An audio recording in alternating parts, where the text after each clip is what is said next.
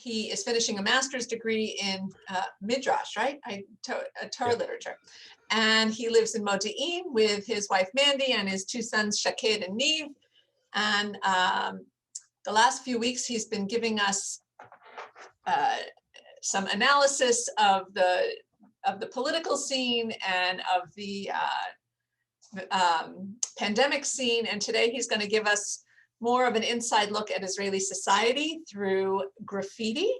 And I've been on this walk with Muki, so I'm very excited about going back and seeing new pictures. And I will let Muki take it away. And of course, we'll leave plenty of time for questions at the end.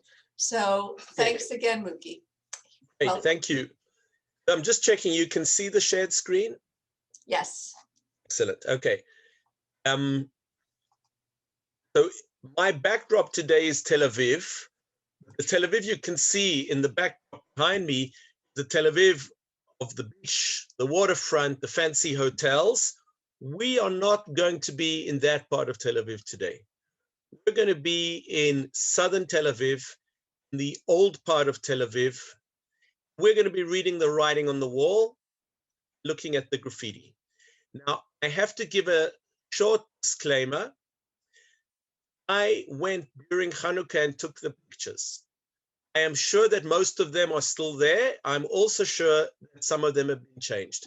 The nature of graffiti is that every time I did a graffiti tour, it was a surprise. Something that had been there for years was suddenly gone, and something new was in its place. Because it's very active. So graffiti is officially writing or drawing made on a wall or public surface, usually without permission. Tel Aviv City offers graffiti tours. So we know we're entering into some kind of gray area here when we see graffiti. We can also see that there's a bit of art in it as well. I mean, if we look at this picture that we have over here, we don't see gang tags, or that's not the dominant image that we see. We see a sports team, Hapoel, written over here. We see something that looks more like art, maybe less political. What we're going to do is we're going to walk around the city and we're going to try and understand a little bit about some of the social issues that the graffiti is on the wall to comment on. Said it's in the southern part of Tel Aviv. It's in the part of Tel Aviv, most of which will probably, those buildings will probably not be standing. But in 5 years' time, certainly in 10 years' time, will be knocked down, replaced with new buildings. That's the nature of what's happening in this part of Tel Aviv. And that's where the graffiti happens. It doesn't happen in the neighborhoods you see behind me on my screen. Doesn't happen in the fancy northern suburbs, and if it were to happen there, people would get given a fine. People would get stopped from doing it. What happens in the south is that it's so common that people incorporate it. So what we can see here is a store that sells material. These guys were painted on as graffiti, and then the artist's name is there. The store put guys on the wall. So again, in the southern part of Tel Aviv, it's not quite illicit, although some of it certainly is political commentary and doesn't fit in with the preconceived idea. So if we look over here, we can see word. It's very large letters.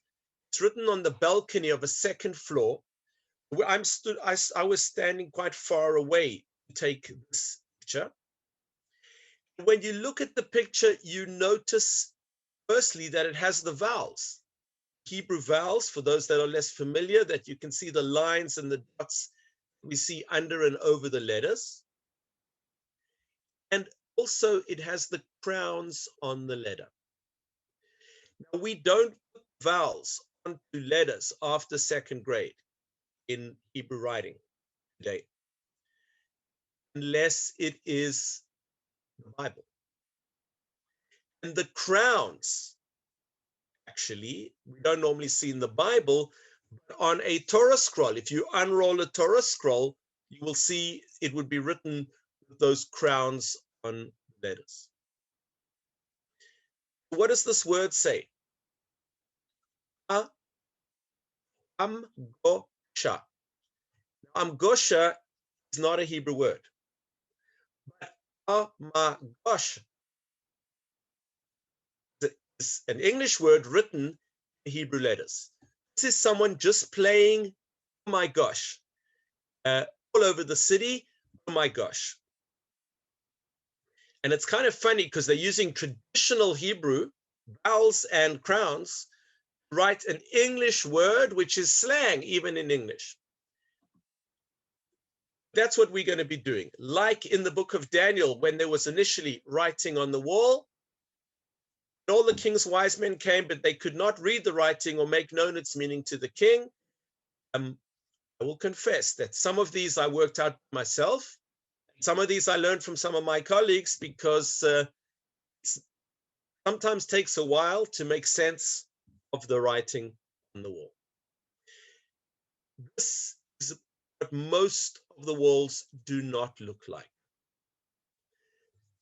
This is a mess. There's no coherent sign. We can't see a political message here. We can't see a work of art here. This is where people go to own their skills. There's an area of wood carpentry workshops, little alleyways winding between them. And when I say little alleyways, two people can walk next to each other down the alleyway, but no more than that. It's in this area that people come and paint. And I've even had groups that want to do graffiti while they're on the tour, and we bring them to this wall because you can get away with it here. The joke is that when they finally get around to knocking down this wall, it's going to be a lot harder than they think, because there's such a thick layer of paint on the wall already. And it's already a venue where, you know, bridal shoots happen and those kinds of things, but it's mostly not what we're going to see. We're going to see quite coherent messages. The other thing we're not going to see much of are explicit political messages. I love Bibi or Trump 2020. Those are very specific, explicit political messages. But we can see this was done on a whim at the last moment by someone, you know, with a can of paint. This isn't something with any sense of how the layout's going to look, with any investment in it. And we will find there will be a lot of politics, but explicit politics is not really on the walls of southern Tel Aviv. Explicit there is. We're not going to do the really crude, but there will be one or two times when I will, you know, where things could have been crude, or where there are crude things on the wall of Tel Aviv, but explicit politics, not really. So let's jump straight in. What you can see is a stencil, and much of the graffiti is actually done with a stencil, and so it occurs many, many times. It's not something that occurs in one place, but it occurs all over the city in many, many places. And this is a line that may be familiar to some of you from the liturgy, from Psalm 137, verse 5, the psalm which Boni M also took by the rivers of Babylon. And the line is, Im eshkechech Yerushalayim, if I forget thee, O Jerusalem, let my right hand wither. Ishkachet yamini is the way it's translated. Someone went round the city, but they didn't do the second line that you would expect. They didn't do the second line, if I forget thee, O Jerusalem, let my right hand wither. They did, if I forget thee, O Jerusalem, it's because of Tel Aviv. And someone didn't like that. Someone didn't like that to such an extent that in the hundreds of places that this stencil appeared, they went around and they rubbed out the sentence of Jerusalem. Rather, the sentence loving Tel Aviv, and just left the traditional sentence if I forget the O Jerusalem. Now, I don't know who put the first one up, and I don't know who put the who rubbed it out, but I'm going to guess that it's someone more traditional that was offended by Jerusalem being removed from its pedestal and being replaced with Tel Aviv. Now, interesting, in secular Tel Aviv, they took a line from the Bible, from the book of Psalms. And the second one that we see is from the book of Leviticus, Parshat Kedoshim, my bar mitzvah portion, Leviticus 19:18, V'ahavta l'recha kamocha, love your neighbor as yourself. And if you look very carefully, this is also a stencil. And this image also appears several times all over the city, not like the last one, not in hundreds of places, but in many places. And if you look carefully, there are two people loving each other. But if you look really carefully, they're both men. They're both men. One is wearing a hat, and the other one sort of looks maybe more Yemenite, but there's some kissing going on here. Tel Aviv is the gay capital of Israel. Tel Aviv actually has beaten Sydney and Rio a number of times as the gay-friendly tourist city of the world. But here we have someone taking, again, a very well-known biblical sentence and adding a spin to the sentence. In a similar light, we see this mezuzah. Now, this is not the original mezuzah. This is a mezuzah that's been painted on the wall. And this mezuzah does not have the Hebrew letter shin, the letter shin that looks like a crown or like three letters, which is typically on a mezuzah and stands for the first letter of one of God's names, Shaddai, and also from Shomer Dlatot Yisrael, guardian of the doors of Israel. Rather, this is the seventh letter of the Hebrew alphabet, the letter Zayin, and the letter Zayin is slang for the male genitalia. So this, again, appears on many, many doors. It's not a stencil, it's hand-drawn, but it's consistently a mezuzah, but instead of with a divine name, it's saying something else. Is this, no one that I've ever been able to ask has given me a clear-cut answer as to why some houses have this and some houses don't. Normally, there will be a real mezuzah on the wall as well, just next to them. So, but it's kind of a comment. One could say a less respectful comment than one might expect. On the note of respect or not respect, in the advertisement for the session, Debbie put a picture of a synagogue, and this is a close-up of the wall of that synagogue. And we can see it has graffiti on it, although it rarely has a mural. This is not graffiti where people are painting whatever. This is a mural.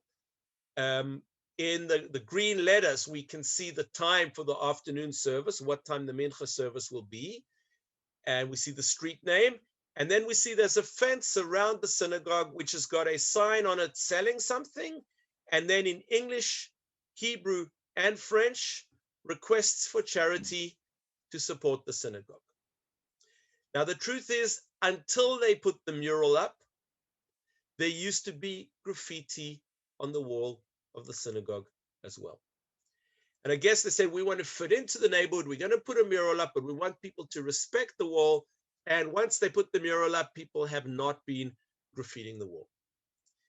Now, there's a fantastic paradox here, because if people went and graffitied on the wall of a synagogue in Orange County, on the wall of a synagogue in Johannesburg, certainly on the wall of a synagogue in Warsaw, we would all be up in arms, and rightly so. But here in Tel Aviv, the dynamic is different. The graffiti was not anti the synagogue. It was just a blank wall, which people were going to use for their message. So once the graffiti, the mural went up, doesn't mean the graffiti stopped. Because over here we can see the synagogue, and it's a tiny, tiny synagogue. This is a synagogue for 1.5 million. 15 men can gather there to pray. It's really not very big. We see the wall that's fenced off. We see the front of the synagogue where it said Beit Knesset. Synagogue was never graffitied. Even though it's quite run down, it was not graffitied. But I draw your attention to the top of the screen. Can you see the top of the screen where there's a menorah? If we look carefully, you can see a spider web. That's graffiti as well.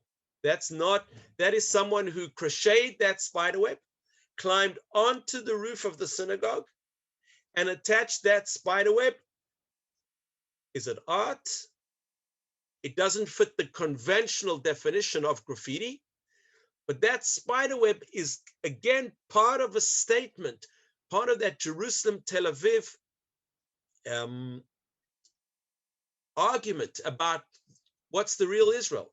Is it the Jerusalem looking backwards and longing for tradition? Or is it modern, secular Tel Aviv that says, yeah, your religion is full of cobwebs, it's old, it needs to be cleaned out and replaced. Now we can see that this is not a synagogue in a very good state. The Chanukiah, the Chanukah menorah on top of the roof is not well maintained, but there are services still. There are people in that synagogue. I've seen them when I walk past doing tours in the neighborhood. So clearly the spiderweb is a comment, but there's still people there. The community, that little synagogue is still functioning. Although one wonders what will happen to it as the neighborhood gradually gets torn down and a different type of population move in. In a similar theme, we can see another stencil, and the top of the stencil is the Hebrew letter Hey, Hashem, the ineffable godly name, the abbreviation that a religious person would put rather than writing out God's name, but that they would put at the top of every page that they wrote, because every page should be blessed by God's name. And what someone has done on this stencil is shown how the Hey for God in 7 easy steps has converted down to the sign for the shekel. So this is a statement saying, once upon a time, we worshiped God, and now we've lost sight of the true meaning. Now we are in commercialized, capitalist Tel Aviv, we're worshiping money. And again, it's a stencil that appears in many places with some kind of social commentary on what's important or not important in Tel Aviv. Here we see, this is a one of a kind. I've only ever seen this in one place, but it's been there for many, many years. If you look, you can recognize the man bowing down. That's Robin Hood. That's the classic image of Robin Hood, and he's carrying a bow and arrow, and he's got that hat Robin Hood wears, even though we're seeing his silhouette. And who, instead of fighting for the poor against the rich, he's bowing down, he's surrendering, he's giving in to the rich guy whose hairstyle, at least, is the hairstyle of the prime minister, of Bibi Netanyahu. So once again, not everyone in southern Tel Aviv is happy about the fact that they're being bought out, they're being forced out. The new modern buildings are going to be moving into southern Tel Aviv. This graffiti is part of that commentary. On a broader level, there is another kind of graffiti. I never thought of doing it that way. I always thought it was down and then turned over. Sue, That could Sue be, Stern, could you please mute yourself? that might be the exact way to do it. Okay, thanks. Okay. All right. So this artist graffiti artist takes recognized pictures by grandmasters, adjusts them, and then pastes them to the wall, puts a tag on them. So when you get to the picture, you can take your telephone that's got a barcode scanner. You can scan the tag at the bottom of the picture. You can get the details of the artist. You can get the artist telling you what this picture is about. So this isn't my interpretation. This is now the artist's interpretation. It also tells you that this person is not scared of getting a fine, because they put their name on the wall, and because they put a tag on the wall. These are often painted over or torn down, but they can come back up because they print a number of them. And this is also playing just a little bit with the idea that we are all doing graffiti, because we all put things up on our wall on Facebook every day, and we all tag people. And so this artist is playing with all of those ideas, and they're saying, graffiti is no different to what you do. You want to share something with the world. I want to share something with the world. What this artist has done is taken a bucolic scene of sheep walking on a mountainside and put in the McDonald's sign.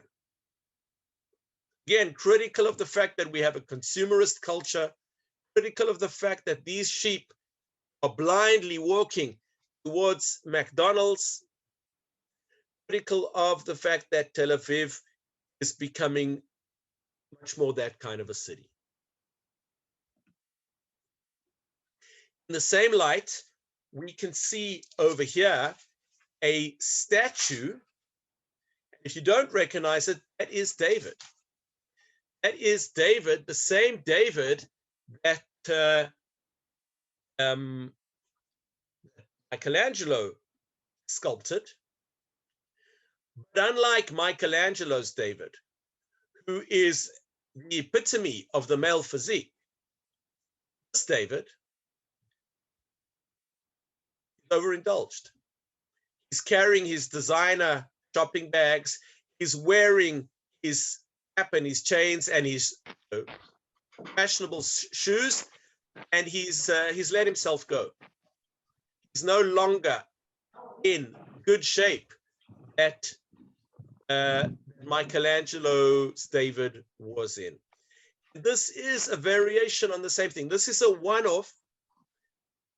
Well, I've only ever seen it once, but it's been there for a long time, and it's white on a black wall, as opposed to most of the walls which are white with black painting. This is white painted on a black wall, and what we can see is another comment about Tel Aviv materialism and Tel Aviv consumerism. Someone is unmuted again. Don't know, there's a problem.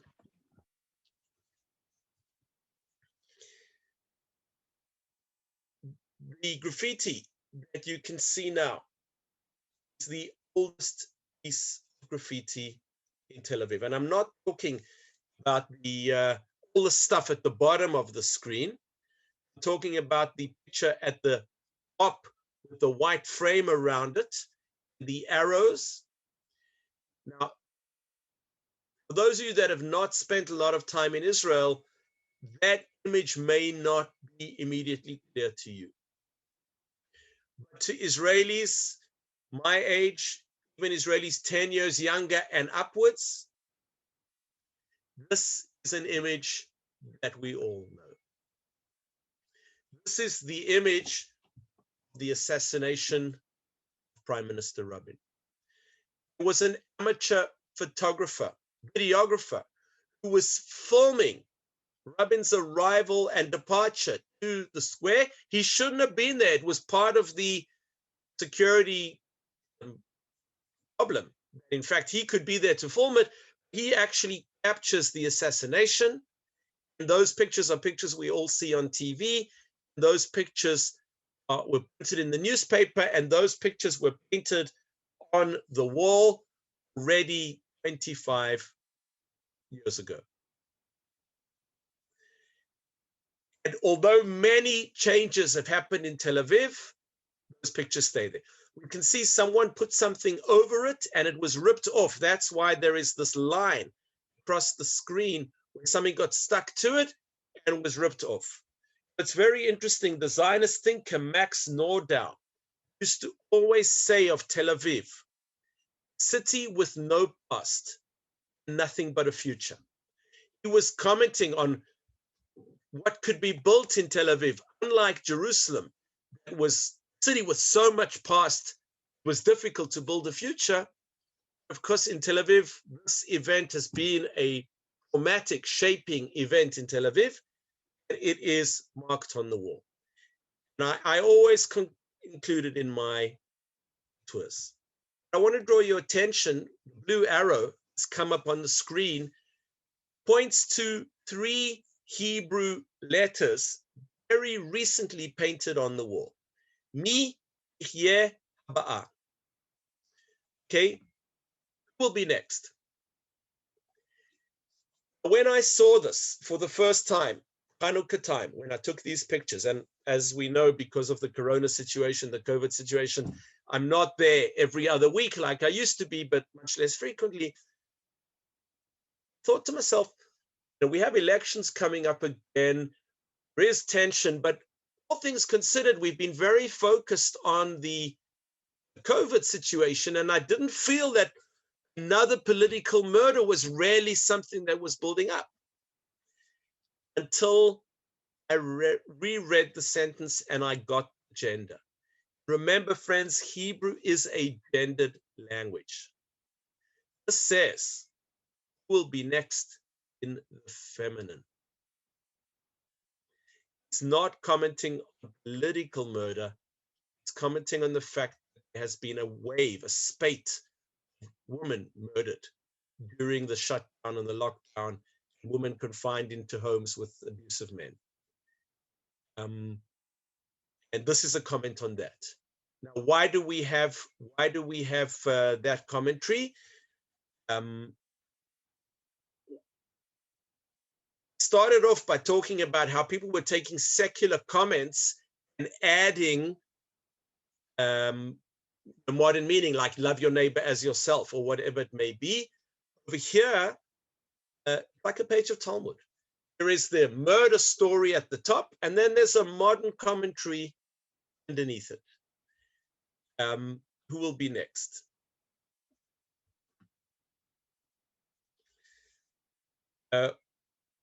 One other piece, which is maybe more explicit, and this says Chuldai of Rak Ashirim. Chuldai is the mayor of Tel Aviv, Ron Chuldai. Briefly, he toyed with running in these elections, but he has stayed on as mayor. Very successful mayor. In southern Tel Aviv, they write, of Rak Ashirim is only good for the rich. So again, I said there's not politics, it's not party politics, but there is certainly social tensions coming out very clearly over here. Chuldai is good only for the rich.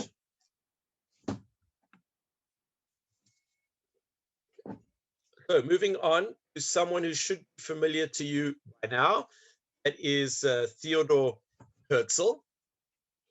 Theodore Herzl, the founding father of the Zionist movement. Excuse me one second. The founding father of the Zionist movement. And Theodore Herzl, famous for his statement, Im tirtzu ein zo agada. If you wish it, if you will it, it's not a myth or it's not a legend. My day, it was a song we used to sing at Zionist summer camps. Im tirtzu ein zo agada. It's certainly a song that or a slogan that every Israeli would know. Over here, Herzl is saying, Lo rotzim, lo tzarich. You don't want to, you don't have to. A commentary, perhaps, that Tel Aviv is much more of a fair city. Tel Aviv is a city, you do what you want. There's no demand that you have to pray in a certain way or at a certain time, or that you can have to dress in a certain way or at a certain time. Tel Aviv is much more of a laissez-faire city. For those who see it more cynically, even about Zionism, if you don't want to pay the price, you don't have to pay the price. I'm personally more comfortable with the first meaning, but certainly the second meaning would be this. Well, this guy hasn't got a hashtag where you can check what he really meant next to his slogan.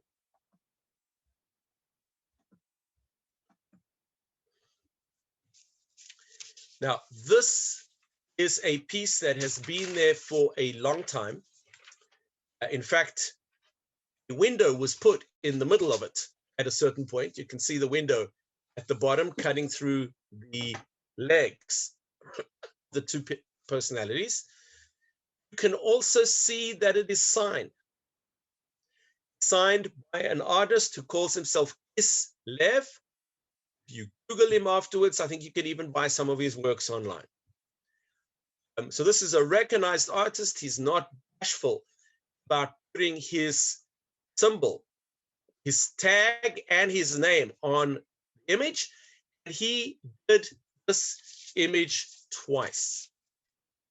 Once on the wall of an office building in southern Tel Aviv, and once on the wall around Bethlehem. Separation barrier. Again, getting into the Israel, and most of the territories are separated by a barrier. Most of the barrier is fence, some of it is wall. Kislev did the same piece twice. Now, you can see two people hugging each other. The person on the left is an iconic character called Srhulik, who was drawn by an artist called Bush. And Srhulik is recognized by his black shorts, his sandals, his white shirt, and he's wearing on his head a kova temble, the old kibbutz hat from the early years. Srhulik appeared in the Ma'ariv newspaper. He was drawn by a guy called Patriel Gardosh, who was a Hungarian-born artist who signs himself Dosh. And he was the epitome of the Zionist. He was pioneering. He had no pretenses. He wore his sandals and his shorts and so on. And he was the ultimate sabra. Of course, Dosh expressing his immigrant wish that he was the ultimate sabra by drawing the ultimate sabra. Dosh himself was right of the political spectrum. He was very, very nationalist in his outlook. The other guy, less familiar to many Israelis, is often drawn from behind. He is barefoot. His clothes are patched, and he looks despondent. He looks downtrodden. His name is Khandala. And Khandala is probably the most well-known image, caricature image in the Arabic-speaking world, drawn by Naji al-Ali, who was a Palestinian artist. He is supposed to represent the downtrodden Palestinians thrown out by the Zionists. Now, both Dosh and Naji al-Ali are dead. It was Kislev that decided to paint the reconciliation between their characters. And it was Kislev that painted it here on the wall in Tel Aviv, out of reach. So it's very difficult for someone else to come and paint over it. It was Kislev that put it on the wall in Bethlehem, which is a very politicized wall. I'm not sure if either of the two original guys would have agreed that it should that they should have this reconciliation. Kislev, again, in that layer of commentary, the Mishnah commenting on the Torah and the Talmud, Gemara commenting on the Mishnah, commenting on it as well.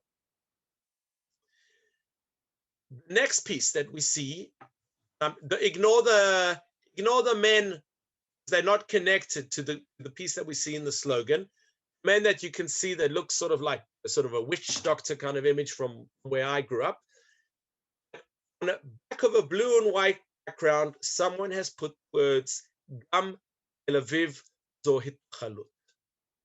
Tel Aviv is also a settlement. I can't decide this was put up by someone on the left or someone on the right. I think personally it was put up by someone on the right who saying, once upon a time we came back and settled in Tel Aviv as well. And settlements, wherever they are established, are all us returning to our land. Tel Aviv is also a settlement, and you better remember that. Or perhaps someone on the left saying, more critical way, that Tel Aviv is not legitimate either. This would be the reason I think it's much more likely to be a right-wing position and not left-wing is because that would be a very, very radical left position. Most of the left in Israel are Zionist left, serve in the military, etc. Like I say, the wall writing is never completely explicit. So let's move on. This is another piece of graffiti that is very, very old. Ignore the sign that says True Colors 2014. This is an image which was made by newspaper. The picture was drawn on the newspaper and then was torn a little bit or cut, put on the wall and painted over with varnish so that it stuck to the wall. It's gradually been flaking away, and I don't think it's got much longer left. What you can see, two women crying. Woman, the foreground, or the woman's, if you're looking at the picture, the left, has her scarf tied the way a Jewish mother would have her scarf tied. And the woman on the right has her scarf tied the way a Muslim mother would have her scarf tied. In between the two of them, there is a man who looks a bit like a soldier, one of their sons, both of their sons. These mothers are crying. Well, what are they crying over? Loss of one son? Is it war? If you stand and you just look at this, you don't know.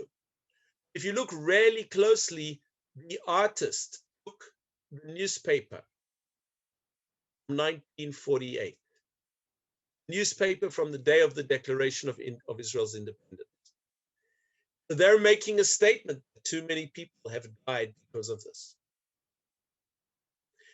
Very political, been up for a long, long time, and it's being taken down by the weather, not by anyone else. Now we have perhaps the most explicitly political one that we have. The man in the image is Avigdor Lieberman. Avigdor Lieberman is the leader of a party called Yisrael Beitenu. They are politically on the right. He refuses to serve with Netanyahu because he feels that Netanyahu has sold out to the ultra-Orthodox. He's right-wing and very secular. But he was previously in government, and he was previously Minister of Defense. Now, before he became Minister of Defense, he used to say, if he becomes Minister of Defense, Khania is the head of Hamas, he'll kill him on the first day he becomes Minister of Defense. Well, Ismail Khania is still very much alive, and the sign says, Khania Adayin Chai. Yes, Mr. Big Talk, you were defense minister. Khania is still alive, and what is what does this mean about your integrity? What does this mean about your ability to do what you say you're going to do? On the right in Israel, there is a slogan: "Ein Aravim, ein Iguim." No Arabs, no terror. The people who use that term are actually looking to expel the Arabs, saying if we get rid of the Arabs, then we won't have any terror. It's again an extremist position, not a mainstream right-wing position, but one hears the term. And someone in Tel Aviv has taken that slogan and played with it. And they've made it into Ein Aravim, Hummus. No Arabs, no hummus. Remember that in Israel, hummus is very, very popular. We'll go out to wipe hummus very, very often. We don't eat hummus, we wipe it because of the movement you do with your pita or your vegetables as you're eating up the hummus. We all like to eat hummus in Arab restaurants. It's a big sign of existence in Israel. And we'll go to Jaffa, or Akko, or Haifa, eat hummus in an Arab restaurant. This is just someone playing with that slogan, kind of mocking the right as well. I know that refugees is a very big issue in the United States. In Israel, we have a refugee issue as well, especially in the neighborhoods of southern Tel Aviv. Nothing on the scale that the United States has faced or is facing. But we have people coming in from the countries of Africa. Remember, the only country, Western, first world country you can reach without having to get on a boat is Israel. And so we have Eritreans and Somalis and Ghanaians and people from all over Africa coming to Israel. And we have people on the right who are against the refugees because they're going to, as they always do, marry Jewish girls. Completely taking agency away from Jewish girls being able to decide who they want to marry. And so this is a poster that someone did. It has been defaced, saying we were all once refugees, giving a family tree with pictures of, very European-looking family that were once refugees and came back here. Now, you'll notice that there's a square in the corner down here that I have highlighted, and I'm going to get up for you. It is a quote from Exodus 22, verse 20, Higerim Ayitem Eretz Mitzrayim, because you were strangers in the land of Israel. And we started off by taking biblical sentences that are part of the political conversation in Israel, and we see it over here as well. Strangers shall not, here's the quote that I just brought up. I want to go on to perhaps my favorite of them, and then we'll just run through a few more for the visual. As I said before, Hebrew is a gendered language. Hebrew is a language in which we speak in the masculine and the feminine. Hebrew is a language where everything has gender. Curtains have gender, tables have gender, linguistically at least. And someone has written over there, now just a quick Hebrew lesson. Mashtina, the word should end, mashtin is urinate in masculine. Mashtina is urinate in the feminine. This person has written the masculine word, then added feminine ending. It should look different, but the way they've written it is, I urinate on your gender rules. Now remember, the Talmudic will have a sentence, and then there's a commentary on the sentence. Someone else, kind of flippantly, has come and in blue written underneath, while sitting or standing. In other words, you're urinating on the gender rules, but in the end, what we're going to do to the Hebrew language, in the end, gender is here. It's very interesting because, I was a student 30 years ago. 30 years ago, we were taught to write our essays at university using he, she, and that kind of language. It's only starting now to be some kind of issue in Israel. Sometimes it's just decoration. Now we can see someone who's just got a painting on the outside of their wall, using the actual size of the building blocks on the wall, show them, it's just cute, it's just nice, it fits in with the neighborhood without any bigger political meaning. Someone else has written, quiet. People live here. This is a house that people actually live in, and if you can keep the noise down in the street, I'm not sure if it's directed to the guides like me that are walking around or to the fact that there are many pubs and restaurants in the area. Again, people taking graffiti and using it, that's the neighborhood. Restaurant, it's put onto the glass of the restaurant, what you can get in the restaurant, but also a sign of respect. Here is a home that people live in. Next to it is a workshop that's completely run down. Graffiti ends where the home begins. And I think it's a real sense of people in southern Tel Aviv, there is a sense of community. Many of the people have lived there for a very long time, and we can see the respect. It's not all walls that are painted on. This wall has never been touched. Something new, you can again see when you look at the picture, those are coronaviruses, COVID-19 viruses, and the sign says, nothing is under control, just like always. Criticism of the way our government handled, not the vaccine rollout, which we discussed and I think was very good, the management of the corona crisis before then. There is something completely bizarre. Excuse me. I know when I was a student on campus, some of the Jewish students would hang an Israeli flag on their door or put a Mezuzah up, or it's an IDF shirt or something to kind of make a statement that they were proud of being Jewish. Now we've got someone not Jewish and proud of it, so proud that they put some graffiti on it on their wall. The proud goy. I want to make one other comment, not like we saw the spider web on the synagogue. Sometimes it's not only painting or stencils, sometimes there is art. This is 3D. Someone makes these little domestic scenes of desks and lamps, armchairs. Someone makes these wicker basket masks and sticks them on the wall. And these things are often on the wall for a very long time because the artists don't paint over them. So they stay there as they are, and it's part of the scene in southern Tel Aviv. I included this one for you.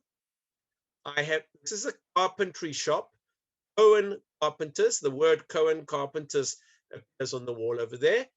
It's Sandy Koufax. He's playing on Yom Kippur, which is, I know, a big story in the American Jewish story. But it's completely not clear to me why two Iraqi brothers, carpenters, have got Sandy Koufax on the metal sliding door of their place. Perhaps because they know that all the American tourists now stop outside their store and engage them. Because, like I said, it's blurry. It's not pure political. It's not pure art. It's just what goes on in this part of the neighborhood. And we can see that there is also, perhaps apropos the tourists, more and more text in English as well. Again, this is not a particularly political one. We can see someone made a lot of effort in this and put an English text onto it also. So I'm going to close my stop sharing, and I'll be happy to answer any questions or comments that you may have, and about the graffiti or in general as we bring our sessions to an end. Thank you, Muki, and thank you for showing me